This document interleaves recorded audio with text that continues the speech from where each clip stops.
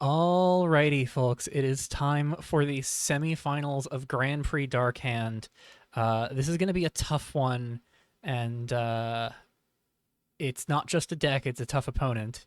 We're up against Efimia of the Horse, the boogeyman of the format, I dare say.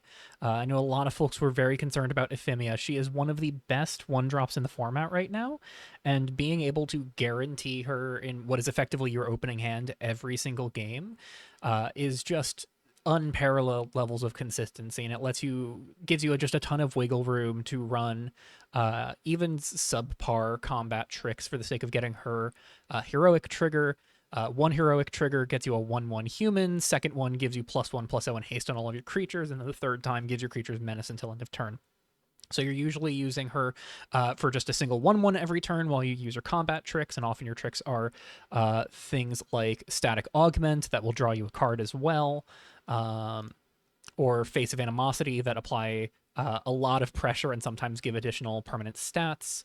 Can even do fun tricks like Conscript, targeting Efimia and one of my creatures that costs 3 or less, where it targets Efimia, triggers her heroic trigger while taking one of my creatures and pulling it out of the way and letting that swing in as well.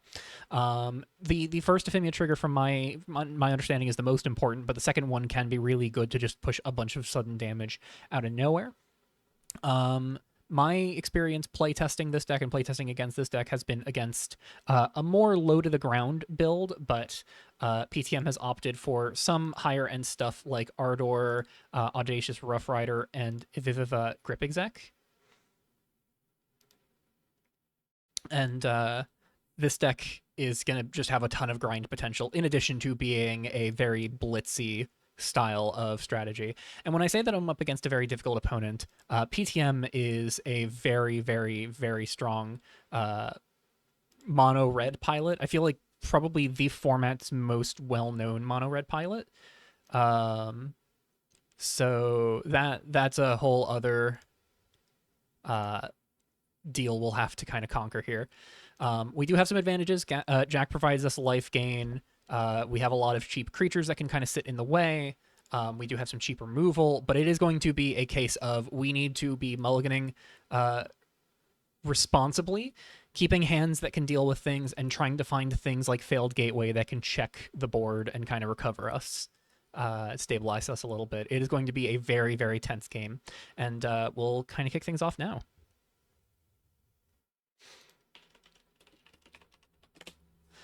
Also worth noting as we get into this first game, two things. Number one, we are closing in on rotation, which means we're going to be getting... sorry, I'm trying to track my thoughts. We're diving into rotation here, so as we get closer to that, we'll get to find out what the patch notes are going to be for Exalts of Twiltree. If you have not seen the set review yet, it is going to be linked in the description below. And the patch notes will be here shortly, so I'll have a video on that as soon as we have them. PTM's going to be taking the play. PTM is first seed, so PTM gets the call pretty much every match in this tournament. We will get a choice if we end up in the finals, though, because our final opponent, if we get there, has been determined. Ooh, this is a tough one. Multiple turn 2 plays, but we're... Okay, opponent is mulliganing, so that's the free mulligan. We're not doing anything turn 1, and with them getting to go turn 2 just completely unfettered, it's really awkward. But we don't have a ton of turn 1 plays. Just kind of going back to checking my deck list real quick.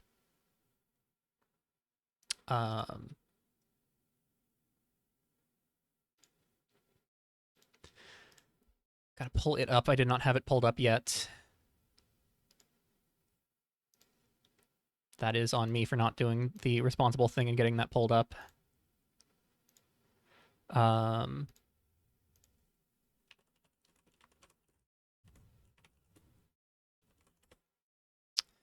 I don't think I have a ton of ones. I have Rooftop Slink, Tough Nut, Downlink Overload, Harvest Time Duress, Receive Phoenix's Touch, Pull of Tizerus, and Root Fossil. That's actually a good couple of ones. But I think with 4 2s in my hand, I think I just have to take what I'm offered here. If I am on the draw, so I do have 2 draws to try and find a third land. If I can find a third land, getting to go Pressuring Ghoul on Pressuring Ghoul into Primal Fissure is really nice. Because either the opponent discards cards, or we just get to get a gradually growing stat bomb that can actually fight on board pretty effectively. It really is just the risk of we may never find the third land, and if we never find that third land, what are we doing? And I think the answer is we actually do have a lot we can work with, so I'm going to have to keep this, I think.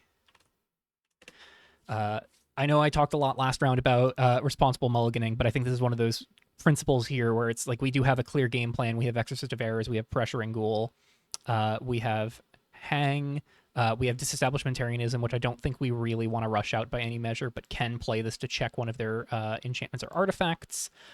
This can exile a Koyos, which is really nice. It can pick off a Gift of Inspiration, pick off a Shigane Manor Burns, a Sparks of a Revolution.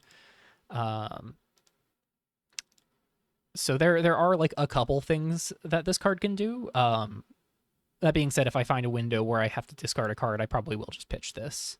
Mountain, unsurprising, they have a lot of those. 21 mountains and then a Grip Festivarium as the one non-basic. So going to be very awkward if we wind up with Time-Worn Crags here. But if we have to Crags the Grip Festivarium at some point, I will absolutely do so with pride. Opponent is pausing to think here. So one of the things that's worth noting is I call Efimia one of the best one-drops, the best one-drop in the format. But the deck has enough turn 1 plays, and with Efimia always being guaranteed and having haste, it is good to think about running out something like a Hero in the Making or an Ironcliff Blaster. And we are going to see something here. It's Calamity Cat. That is a pretty good one to run out here. Efimia is a heroic trigger, not a valiant trigger, so Calamity Cat won't proc that, but will give Efimia a +1/+1 counter. This pressuring hand resources, though, is really good for pressuring Ghoul if we can find that third land here. And that is the third land. So that does mean we will be able to get into this game a little more comfortably. Let's play Swamp and Pass, represent Downlink Overload.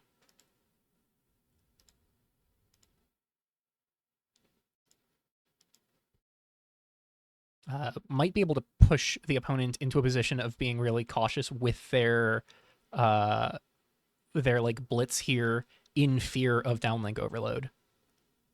That'd be ideal, I think.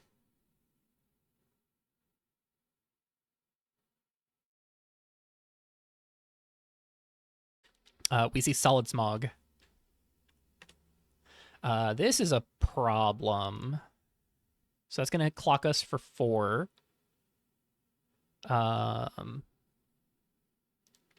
Solid Smog can pay a red to flip it when it attacks with exactly one other creature, and if you do, it becomes a 3/3 with Menace, and whenever it attacks with exactly one other creature, you can pay 2 to give it and the other attacking creature +2 power. It's a very good aggro 2-drop. We're gonna have to go for... Oh, another Swamp. That's pretty nice as well.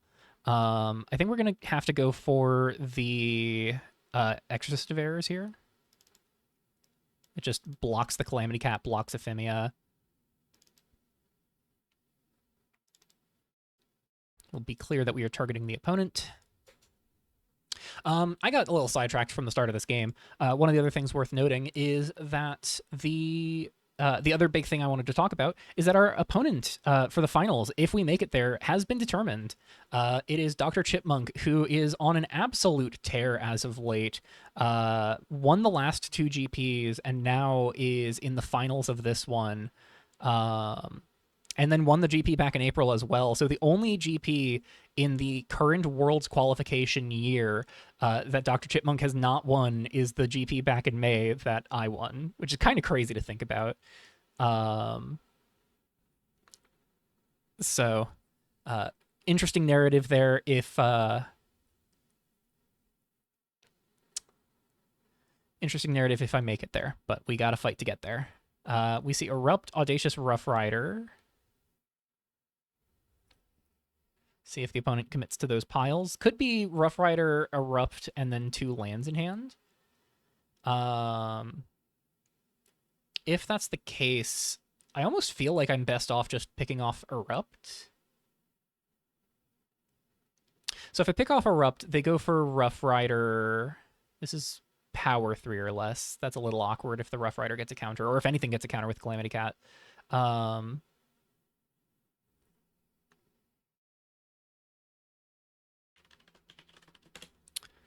Okay. Opponent clarifies that's a piles. I could just take the Rough Rider. I could see the opponent going for like Efimia, swing Efimia, Solid Smog, pay the red to flip Solid Smog, and then hold up Erupt. Or I guess like just Erupt Efimia beforehand to like cantrip.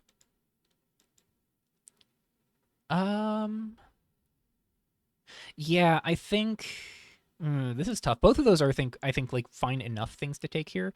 I'll take Rough Rider. So we know they have Erupt and 2 unknown cards.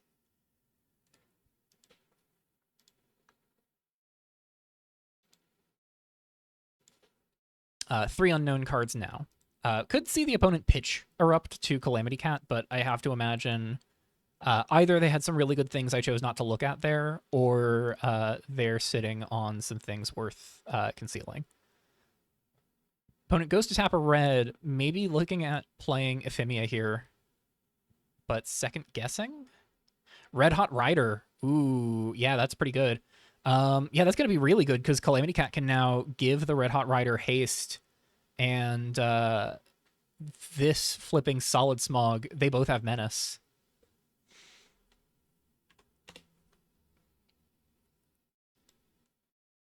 And what's really awkward is I'd love to play Pressuring Ghoul and Hang next turn. Oh no. Yeah, and Solid Smog's going to get the buff here.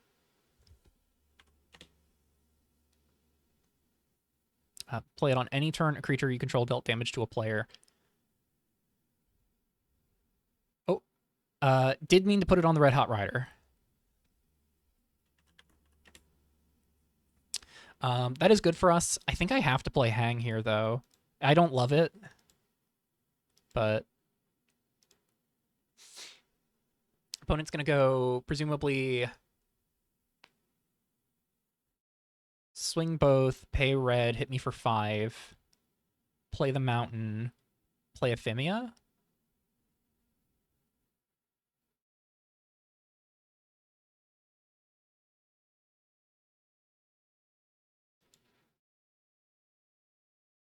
Swing both.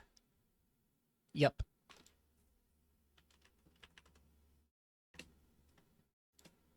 We take 5. Youch. Yeah, Calamity Cat's still so good. It's no haste, but I mean, it's just so much momentum here.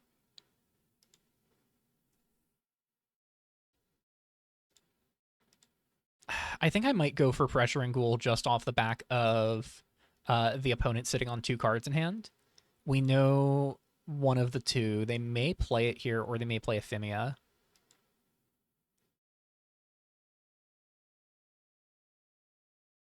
Revealed. Okay, they revealed Erupt from their hand for the sake of letting that known information remain.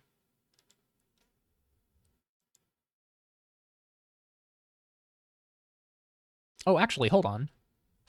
Oh, wait, no, they pitched a land to Calamity Cat. Yeah, so we know Erupt, and then there's one unknown.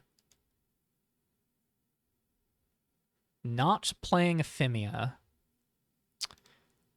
So instance they could have here, couldn't have Bleeding Out, could have Face of Animosity, could have not go for gold, not High Voltage. They could have Momentous Charge, but that can't be cast on our turn. They could have Reply to the Call, Shock, Static Augment. That's it. So the big punishes here would be Shock on Pressuring Ghoul in response to landfall.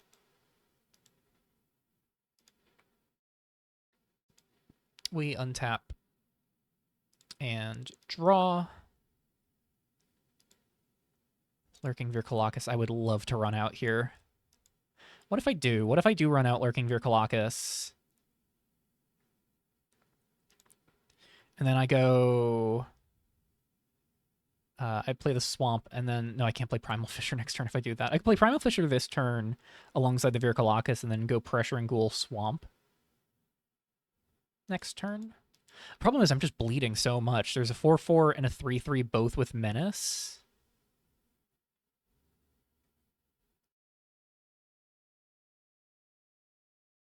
The problem with trying to go for Hang here is if they are holding up, not Static Augment, Reply to the Call or Face of Animosity, they can use that to fizzle a removal spell here.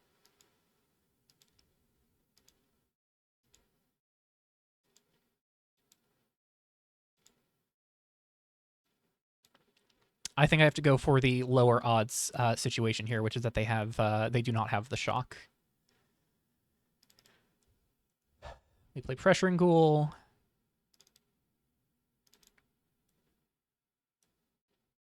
Trigger. See if they discard. No discard, they say. We will crack. Go get another Swamp, possibly, just for the sake of representing Downlink Overload. What do we have that needs double green? Let's just double check real quick. We have Hardy Rough Rider, which could be important, but we don't have it in hand. Otherwise, that's about it. That is the only thing that requires double green. I think with that, Scotha, but we're so far off from that mattering. Yeah, I think it's gonna be Swamp, just to represent Downlink Overload.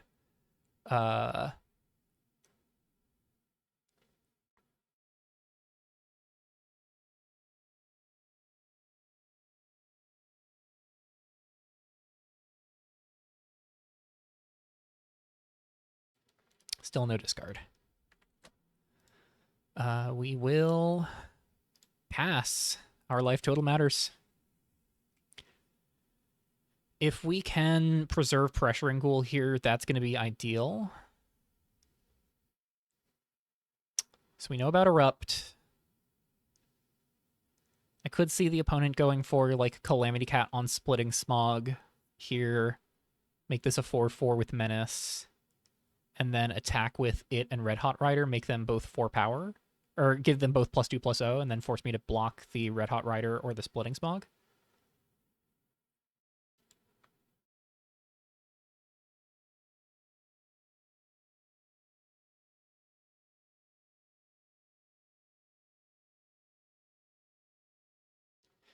This is just rough. This is a really awkward position to be in, and this is one of the strengths of PTM in this matchup is that, you know, Efimia hasn't even come down. This is a resource that has not even had to be expended yet. And PTM just had a really good red aggro draw on the play and got to tear away with this pretty comfortably so far. They're not out of it just yet, but we are in a tricky situation to say the least. So we're going to have to kind of fight to stabilize where we can.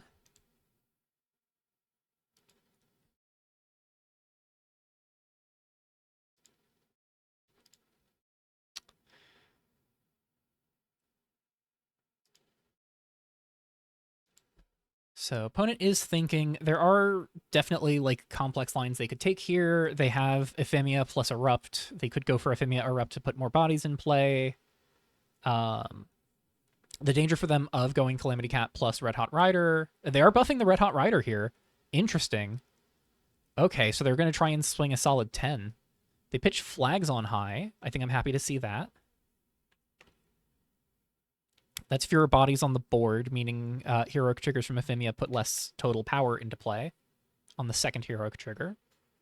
Opponent is going to go into combat and swing with both. We could be seeing them representing Shock here to kill both of our creatures, but I have to imagine if they swing both and pay for the Amity, I am double blocking the Splitting Smog.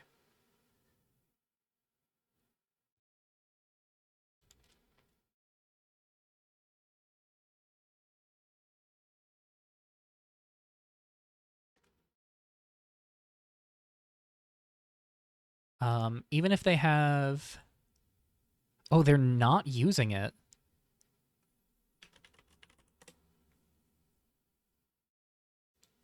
Interesting. They could have Face of Animosity, which solves the problem by itself. Go for Gold, which does the same. Momentous Charge does so as well.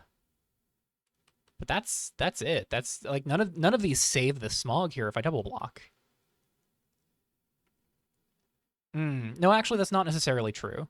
A High Voltage or a Bleeding Out does save them from the double block because they can remove the Pressuring Ghoul and then let the Exorcist of Errors die in blocks. I think I'm fine with that overall. It's rough, but I think I have to make them make that choice.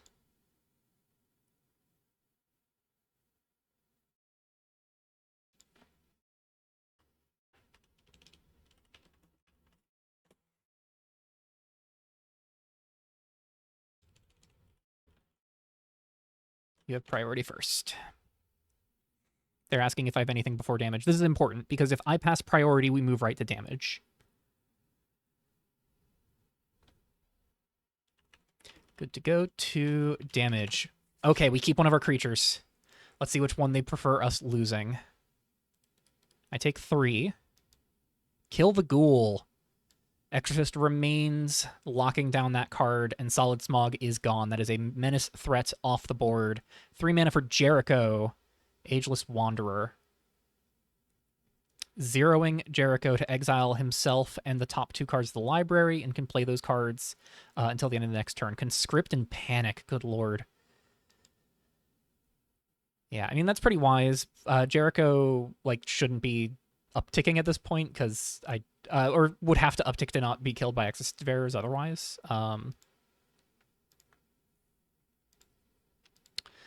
We will draw Path of Phynax. I mean, we could just swamp Inner Ring's Pupil here.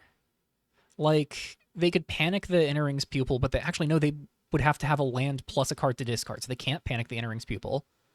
Ooh. Oh, yeah. I actually really like that.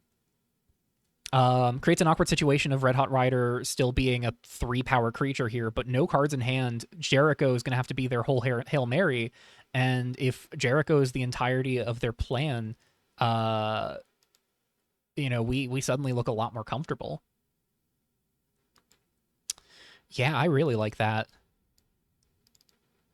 Let us Inner Ring's Pupil. Get rid of that card in hand. It is the Erupt that we knew about. But that means that this Panic with a land off the top does not do enough. We will pass. And if they play a land off the top, Inner Ring's Pupil becomes an Edict. So they got to be really careful.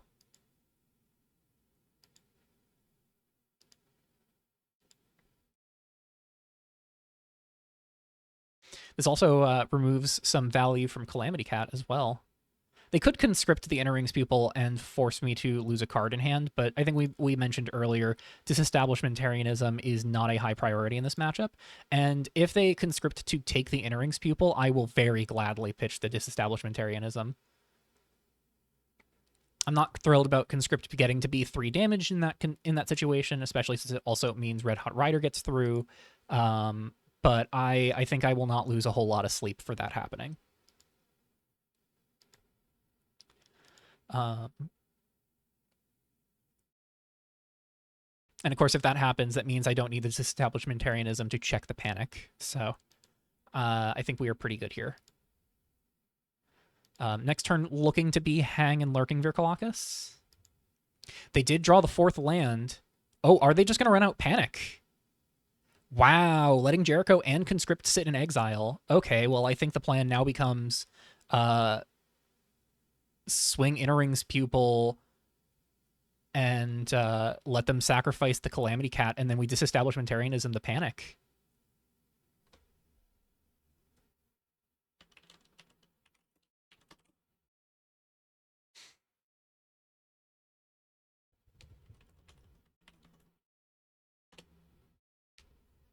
Yeah, Panic only removes something when you discard a card for it.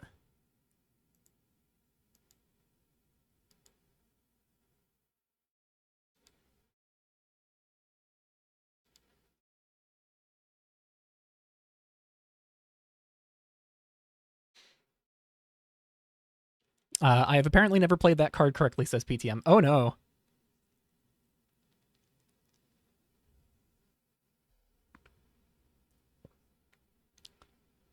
Oh boy.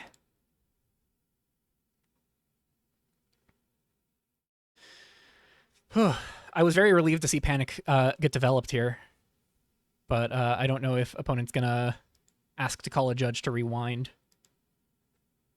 I'm willing to sit through a judge call if they want to, but opponent says that's deeply unfortunate.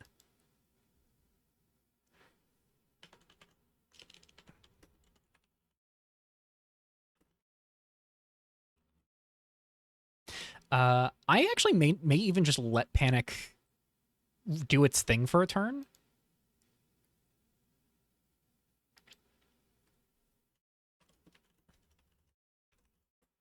Because then I can just hang the Red Hot Rider and let Inner Rings Pupil clean up the remaining creature.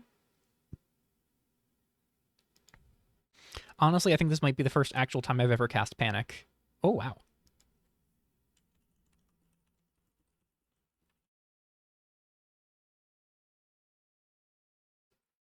Opponent is going to go to combat here. They are going to swing 3. We will take 3.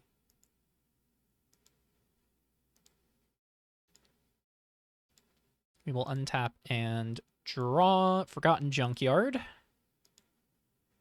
We will play that and let it get us a forest, and then we could just disestablishmentarianism the Panic, make them sacrifice a thing, except that we're probably losing 3 to the Red Hot Rider next turn.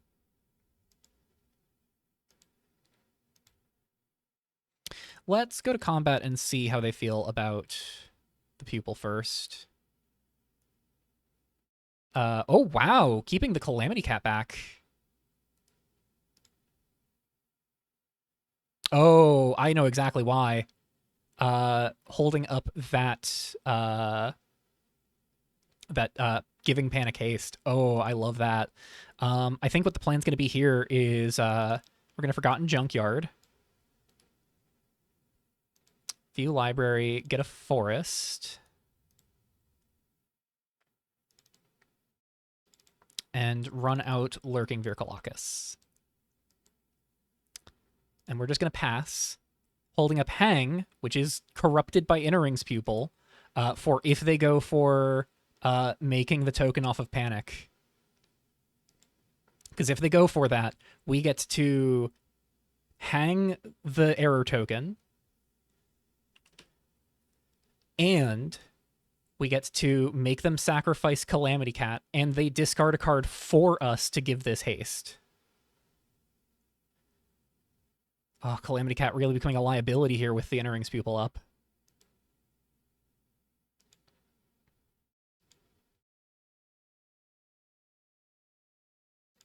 And we get to look at their graveyard because they're at 5. We're going to put them to 6 cards in graveyard once the Calamity Cat gets sacrificed, or once they discard a card, really. And Path of Phalanx is going to put them to 8, so we will get to play one of their cards from graveyard. I think it's going to be Flags on High, just for the sake of gumming up the board. We see 2 mana here. Gift of Inspiration. Ooh, we may have to pick that off instead.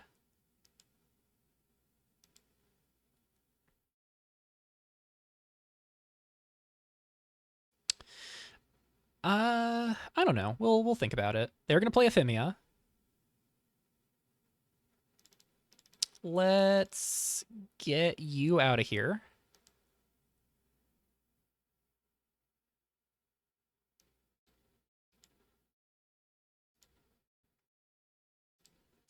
We untap and draw. Failed Gateway. Oh my goodness, that is such a turnaround on the clock here. Ooh, wow. And Inner Rings Pupil is corrupting it. Okay, hold on. Hold on. I'd love to get Path of Phalanx rolling here. But failed Gateway. Okay. That's 1, 2, 3, 4, 5, 6, 7, 8, 9, 10, 11. We have Lurking Virkalakis eat the mountain in their graveyard. So we gain 2, and then we're at 12, dealing 14. Oh, I do love that.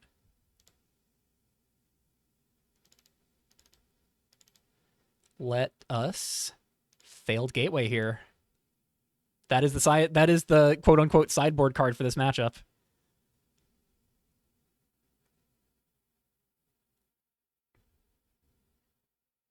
And Inner Rings people doing its darn job here. Whew. So Efimia goes back to the command zone here. Calamity Cat goes away. I could hold back at the Exorcist of Errors here for the sake of not letting Efimia get in for a Gift of Inspiration trigger. I think I do like that. So we will swing in with both of these. I'm going to exile my own Primal Fisher.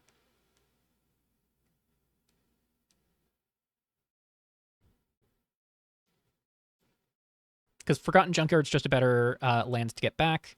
Opponent takes 12. We gain 2. And then second main, we've got Disestablishmentarianism. So if they had something like, say, Flags on High, they could not activate it, but that is gone. So it really doesn't do a whole lot here. But like we can use it to pick off like a Koyos if that comes down next turn. And we have turned the corner in a major way. Opponent says GG. Wow, and that is the tech coming in handy. Yeah, that is everything I wanted Failed Gateway to do in this tournament. Failed Gateway has looked pretty underwhelming, but right there it was just such a wonderful top deck. So let's get into game 2 here. We have Forest, Primal Fisher, Harvest Time, Fenax's Touch, Lurking Vircolacus, Morbid Bloomer, and Inner Rings Pupil. This is a really good hand. We can go turn 1, Fenax's Touch off of Primal Fisher, turn 2, Morbid Bloomer or Lurking Vircolacus, probably the Vircolacus here.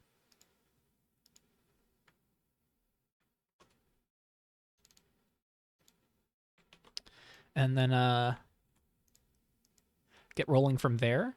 Maybe the Bloomer... no, we probably want to play the Vircolacus just as something with a little more toughness. Yeah, I think we'll keep this.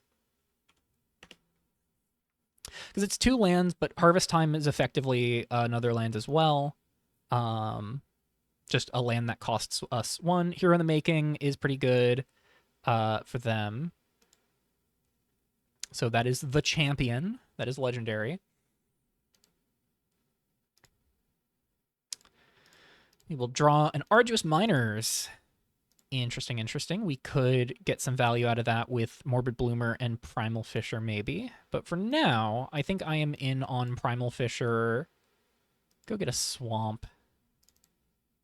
And let us Fenax's Touch one of their cards. So, opponent is going to think for a moment while we find out what card we're taking here.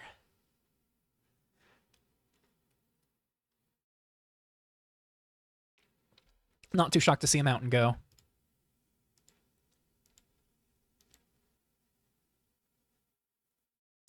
Champ is a 2/2, so that's going to hit us for 2 here. Efimia is going to be Efimia here. Do they have the trick to get the first 1/1? It is going to be Sparks of a Revolution. Ooh, and that's going to get a progress immediately. Yeah, so that's going to be 4 damage here. And then this has seen something deal three sources deal damage this turn. So now they just have to have something deal 3 damage to flip Sparks of a Revolution. And that could come as early as next turn with a burn spell. I think with that in mind, I do want to run out the Lurking Vircolacus pretty badly. Urban Explorers can buy back the Primal Fisher. Is it possible that we Arduous Miners here, make them discard another card, and just like let the Vircolacus go? Or even the Inner Rings Pupil go?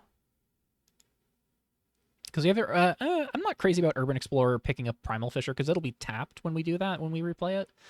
We're definitely playing the forest. We're not playing harvest time. If we have to play harvest time, we can do so next turn, where we can use this to go find the basic that we play next turn and then play a 2-drop. I think with that in mind, it's between Virkolakis and Morbid Bloomer.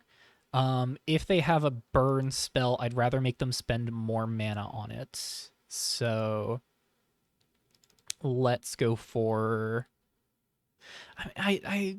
Yeah, we're not gonna have time to swing with Virkolakis, so it's just a 2/2. Let's run out the Morbid Bloomer. We need to be pretty stable on board for the Virkolakis to start turning sideways in this matchup. And we're just not there yet. Opponent has the third land, making that mountain pitch even more understandable.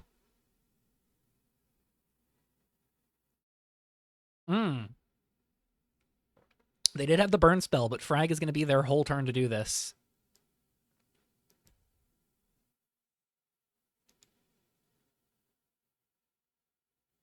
And they do flip into freedom. That is going to be a real problem.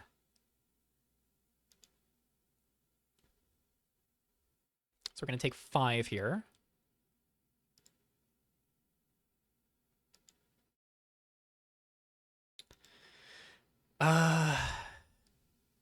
Part of me is like, man, wouldn't it be great if we just hit the failed gateway again? But also, we would need to find the third land for that. We'll untap and draw. Mask Smith is a check to freedom, but we do not have the mana for it this turn. And also, admittedly, right now, the 3/2 on board might just be better. Let's harvest time for a swamp and then go for Lurking Virkolakis. Let's not put it directly into play. Let's put that into hand. And then we'll play the swamp. Hide the fact that this is the lane we're playing this turn a little bit. And then run out Lurks. And we'll pass.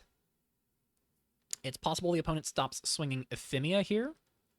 If they do, that kind of forecasts to me that they don't necessarily have a trick, so we can let Virkolakis at least eat the token they're making and stem the tide a little bit, but that is going to still be 4 damage if we do so.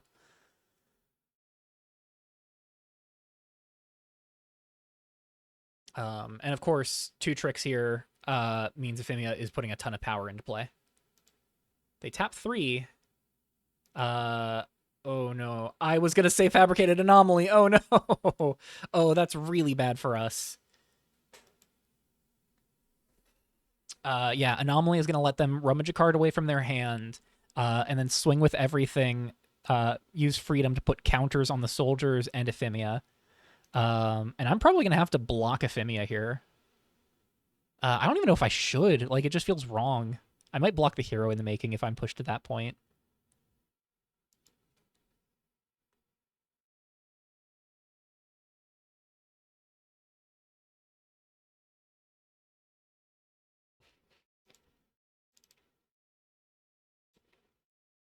Pitching a Temperamental Chick. Wow.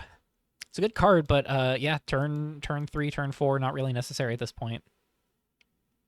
All right, go into combat. We are going to see everything swing in. Freedom makes another one of these and Fabricated Anomaly. Presumably exile all 3 cards, put counters on each of these.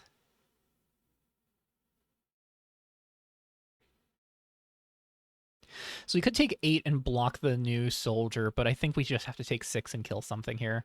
They are buffing Efimia. We'll see if they buff Hero in the making. Hero in the making is a little harder for us to judge here. Okay, we exile 2 more. They are going to buff the hero, so it's a 3/3, a 2/2, and a trio of 1/1s. Yeah, and it's not an optional, so there's no way they are allowed to miss it. Well, I said we got to do what we can to take 6, and that is going to be blocking Efimia here.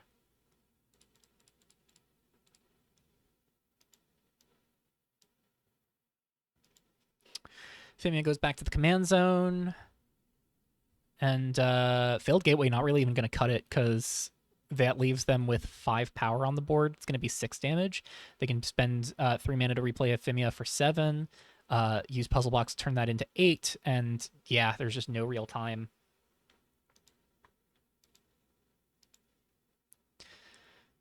Whew. Rough draw for us to have to fight through.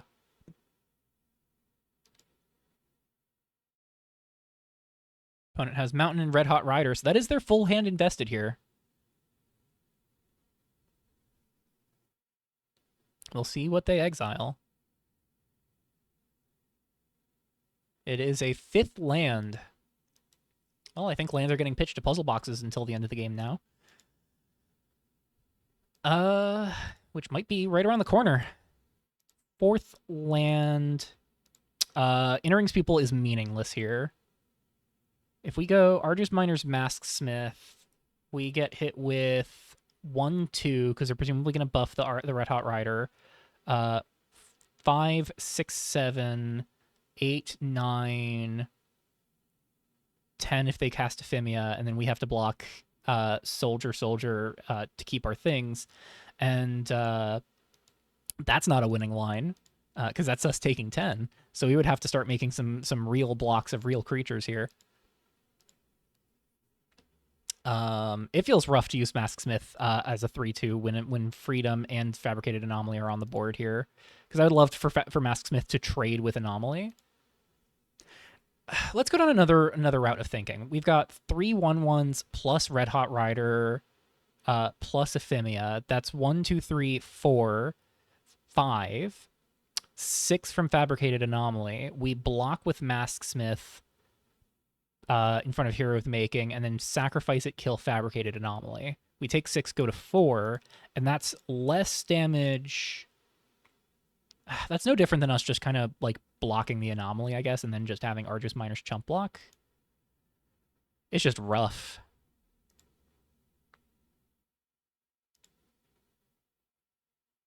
Yeah, we'll play the Forest. Mask Smith. Arduous Miners. No discard. And we pass. Yeah, Fabricated Anomaly, really, really good in this matchup. And I think we're going to be pushing it to a game 3 here. I don't think we really get a say here.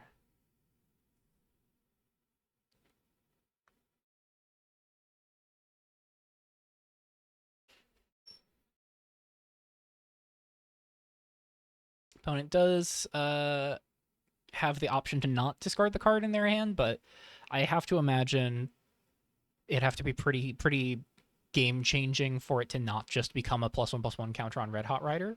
Though if it's any burn spell, that gets to pick off one of my things and then also become a counter on Red Hot Rider. It's High Voltage, which does exactly that, as I mentioned. So now I block the Hero in the Making. It's 1, 2, 3, 4, 5, 6, 7, 8.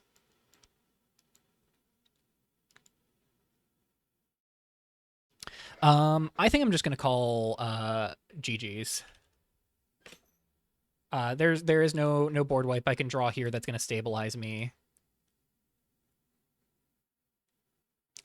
Failed Gateway is just not gonna cut it on its own at that point.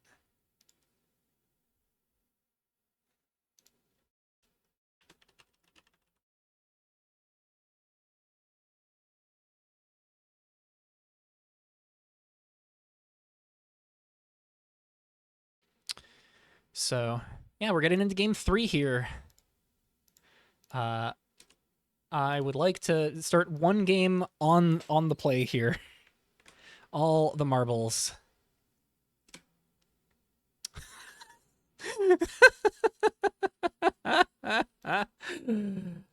We can't keep that. Let's get the stuff set up. Let's get everything out here.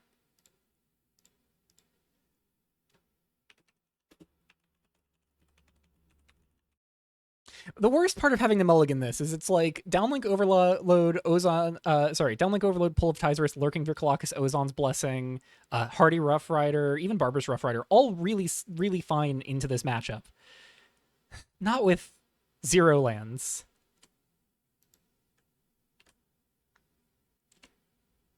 Oh my god.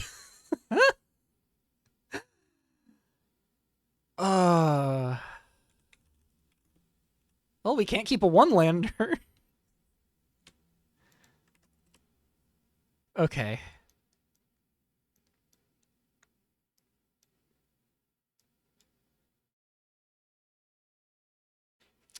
Duress, Path of Phoenix, all that remains. That's not a super coherent plan, but we might just have to make it work.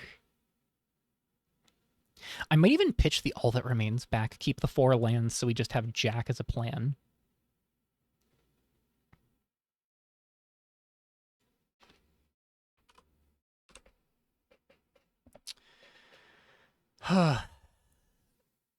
God, those first 2 hands are just all sorts of rough. Opponent also going to 6. We're gonna keep 6 here. The nice thing about Duress is it can pick off something meaningful here. We're gonna ship back all that remains to the bottom. We have no easy way of discarding it. That's not really a thing we want to have in hand. We would much rather just mill it with Jack.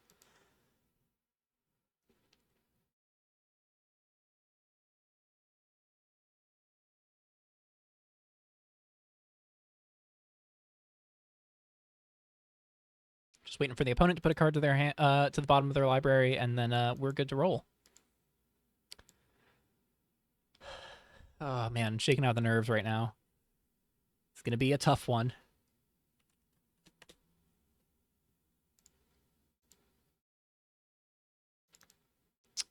Forlorn Path. Let's duress them. Show me what I'm fighting against. Solid Smog, Firebolt, Terminal Impact. Firebolt is kind of annoying, but we don't have anything that really dies to it right now. Terminal Impact is a way to spend more mana long term. I mean, the play pattern here seems pretty clear. It's going to be Efimia turn 1, Solid Smog turn 2, Firebolt plus Flip Smog turn 3, probably. I think it's going to be taking Impact here.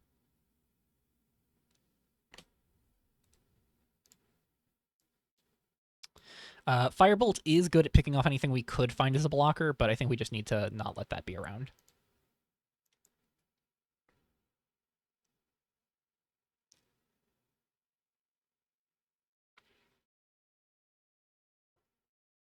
We see Mountain Efimia as anticipated. We go to... Oh, wow. Thrice Blessed Boon was the draw. So that's going to be a 2-1 with Menace and then a 1-1 human here. Yeah, Thrice Blessed Boon, really good.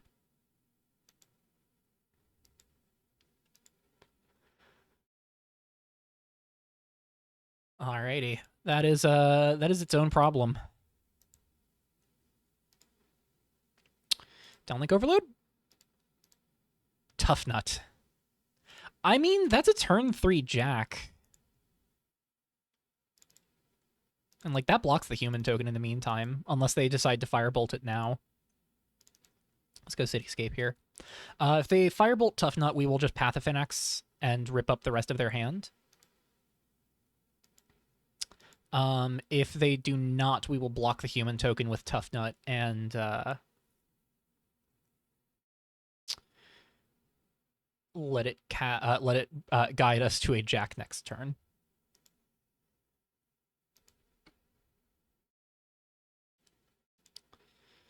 Let's see what they want to do.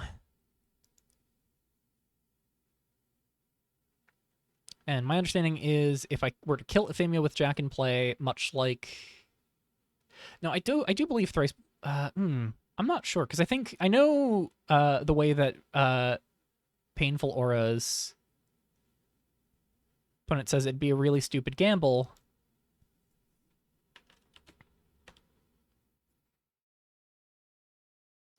I wonder if they're like, it'd be a really stupid gamble if my only game plan is Jack.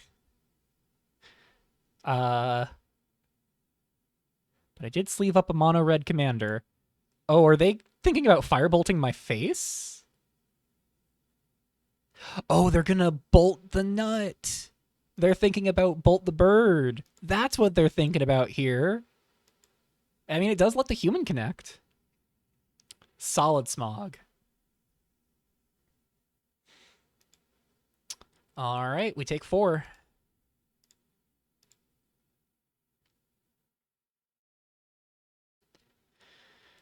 Okay. 2 cards in the opponent's hand. Let's crack Cityscape. View library. We're going to exile the Forgotten Junkyard, and we're going to get Swamp here, I think.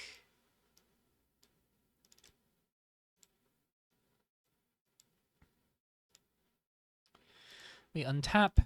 We draw. Hardy Rough Rider. Oh, boy. Well, I don't think we can go for Jack now.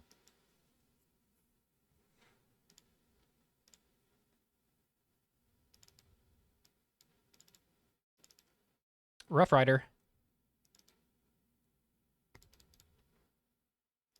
And then we pass. So Mountain, Firebolt are the known cards in hand here. Awkward that we had to play the Forest there off of the Rough Rider specifically. Genuinely the only card in the deck that could have required the second Forest here. So now they know that one of the two cards in our hand is a Swamp. But if they go, like, we see the land come down here. We're getting the Firebolt on the Tough Nut. I have to assume it's going to be Firebolt and then flipping Solid Smog. To swing for 5.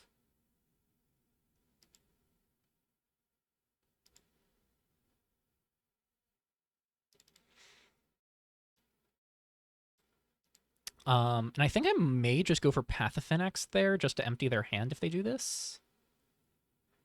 Because I'm not super crazy about taking 5 here, especially if it's going to open up the door for them to swing 9 next turn. But them swinging 9 next turn means they don't have a whole lot else going on. Especially when Path of Phoenix can also gain me some life.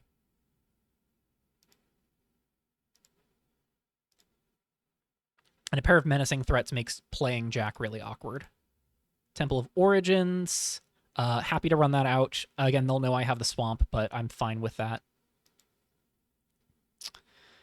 Let's go for Path of Phoenix. Get those cards out of hand.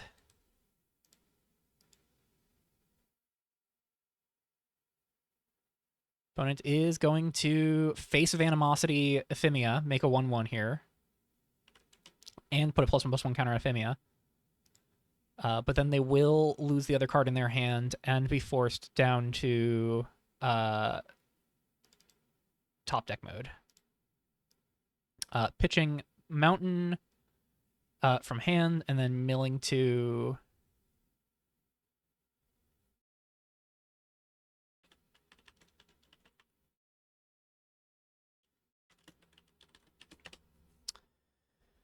Just making sure they got the mill. We see Shock and Panic. Ooh, those are good cards to clear, I think. We're going to play Temple. And just kind of accept our fate here. There's going to be some medicine to take.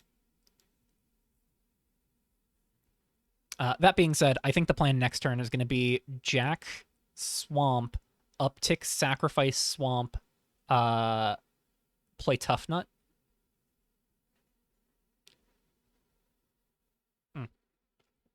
Not in that exact order. We'll probably play the Swamp first and then play Tough Nut off of a green source because we have to. But that gets us a trigger from Jack on sacrificing the land to gain some life back. We see swing in for 10 here. We take 10. Youch. We untap and draw another land. We will equalize a little bit.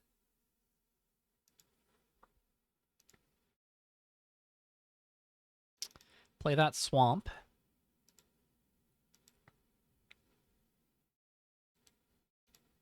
One, two, three, four.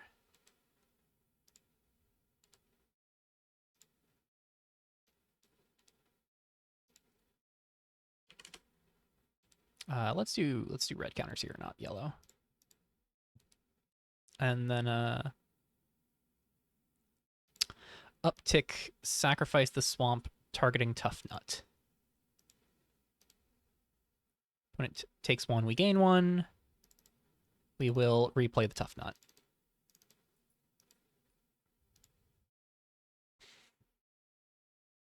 And the downside is if they do the splitting smog buff next turn, us double blocking means we don't gain any life from Hardy Rough Rider. But what it does mean is that we get to kill the splitting smog and we get a Jack trigger out of the equation. And if they kill one of these creatures to get in to Jack, we still get a Jack trigger. We get a Jack trigger from them killing our creature, and we get a Jack trigger from Jack dying. So that does pad our life total. I'd like to stop finding lands, though. We have 2 in our graveyard, 4 in play, 1 in hand, 1 in exile. I know that there was some awkwardness with those first 2 hands having nowhere near enough lands, but I also would like to have some actual spells.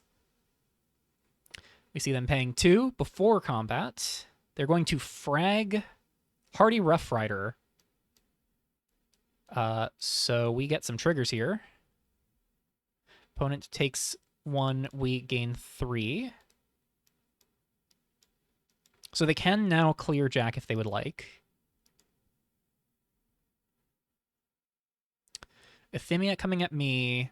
Everything else going at Jack. I think we will block here just for the sake of saying we did it. So Jack does die. We take 3, gain 1.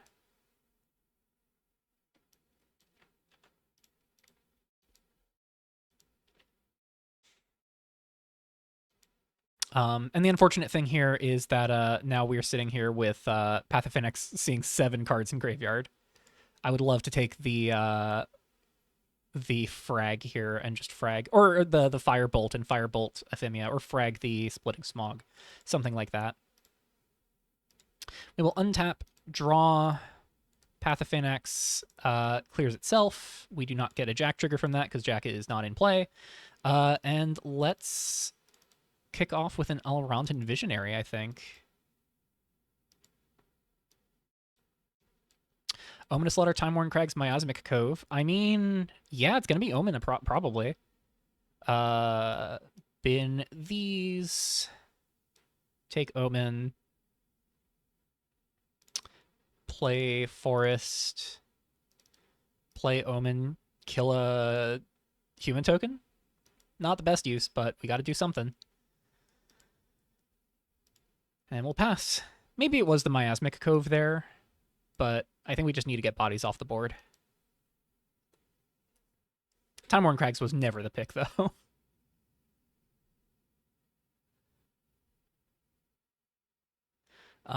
Yeah, this is just rough. We have Jack plus Alrontan Visionary, but just a pair of menacing creatures is a lot to fight through. 4th land. If they're sitting on a Viviva in hand, that's going to be really awkward, but they're paying 2 here, so it makes me think they've got a spell. Oh god, Gift of Inspiration.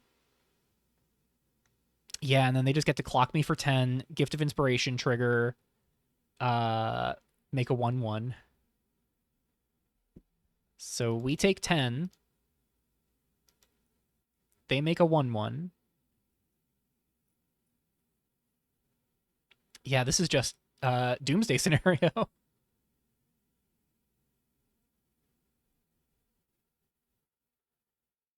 Yeah, so they're going to keep the Mountain in Exile forever. They make a 1/1. Yeah, Ominous Slaughter just really not what we wanted to see off of the Alrontan Visionary. And I will also note, mulliganing two hands with just no mana whatsoever, and then Alrontan Visionary flips 2 lands, Omen of Slaughter, putting us to 5 lands in play, 1 in exile, 4 in graveyard in the top 17. Sometimes Magic just goes like that. And Inklight Dancer is not too shabby. What does this do for us? How does this meaningfully change the situation? We can Inklight Dancer, kill Efimia, and then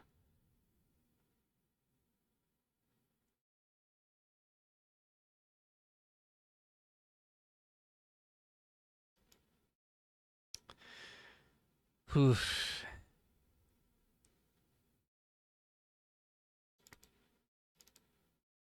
Yeah, it's going to be Inklight Dancer, kill Efimia here. This is not amazing because it just lets them recast Efimia, but at least takes off the menace. The menace and the +1/+1 counter. So that's a +2/+1 off the board. And then we're going to use, I think, Tough Nut and Forest to cast the Elrond. Sorry, the Inklight Dancer here. Actually, no. We can use Tough Nut to activate Inklight Dancer here. So we'll just use the Temple of Origins, and we pass. In an ideal world, we get to pop Ominous Slaughter here, and Scry 2. That's not going to be what happens. I can guarantee you that. Opponent pays 5. Firebolt, targeting Elrond and Visionary. We will eat the Elrond and Visionary, gain 1, deal 1.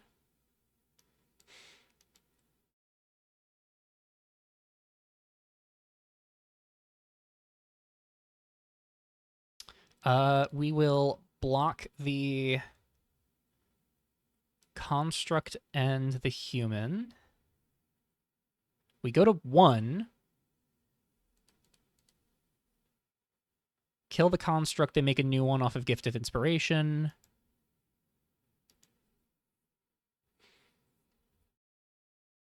It's another land. At least I'm not the only one flooding out a little bit. Though it's awkward for me because the way they're flooding out is in a way that lets them make 1/1s. All right. We untap. We draw Masksmith. Okay, they cast Efimia.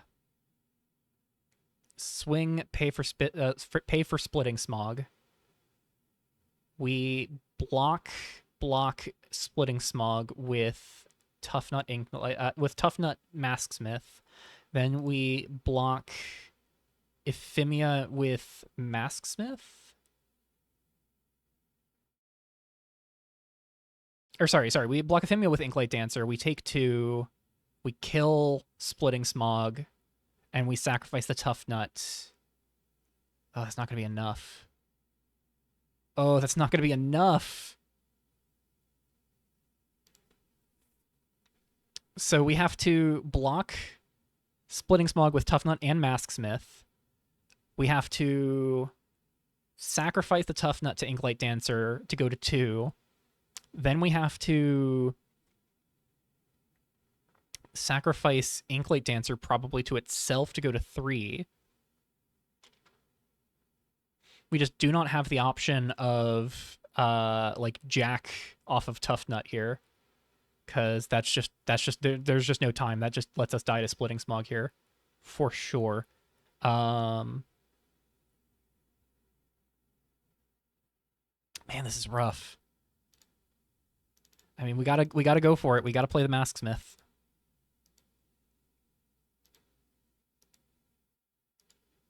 And of course, we're gonna have to spend 2 mana here, so that's gonna be just enough time for us to not be able to sacrifice the Ominous Slaughter.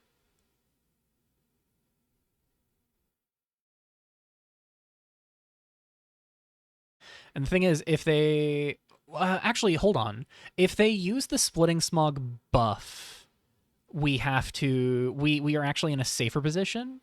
If they don't use the Splitting Smog buff, we do have to make a lot of sacrifices, because if it's assuming they swing with the humans, or sorry, with the tokens, the human and the construct.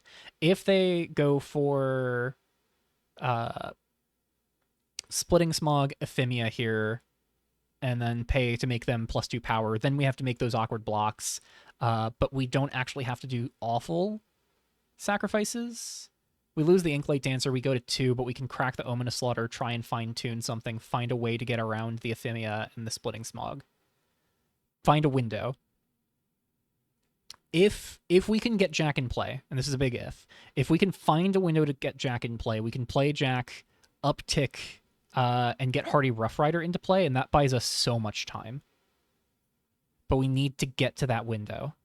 We need to get to that window fast, because we are sitting at 1.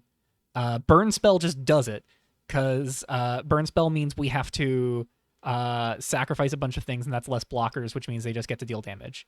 They are going to get in without Efimia here. Okay, so it's going to be the situation we established, where we're going to have to block everything. If they have a combat trick here that gives trample, then we're just dead anyways. We're going to block, block, and block. They get first priority before damage. I would like to tap Tough Nuts. Gain 1, deal 1.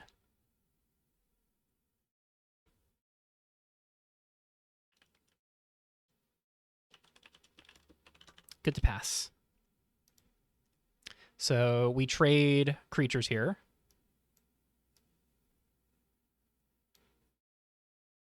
They're left with a 1/1 and 1 card in hand. They replay Efimia here. They play Jericho. Oh, God. Oh, God. They're zeroing Jericho. So we're at least going to know what kills us. It's Momentous Charge. Momentous Charge just seals the deal. Yeah. Yeah, that just cuts. That just cuts us to the bone. Well, we can at least try and see what our fate would be.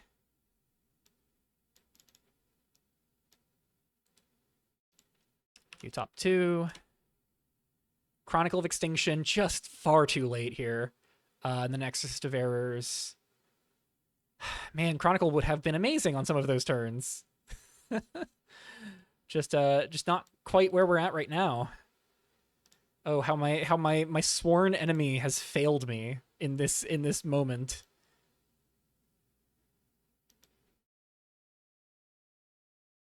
Pull of Tyzerus. Pull of Tyzerus is just not going to cut it. We have nothing we can do from the graveyard.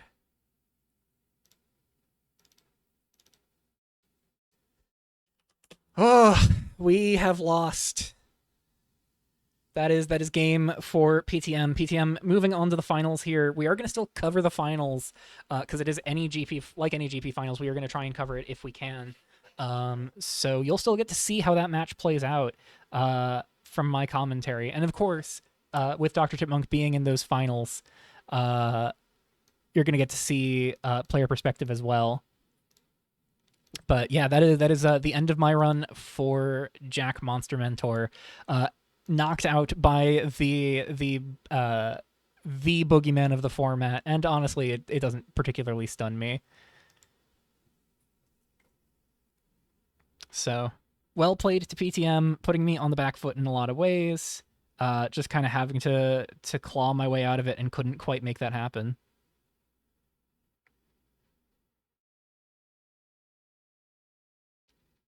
So, well played again to PTM. Congrats to Chipmunk for making it to the finals as well.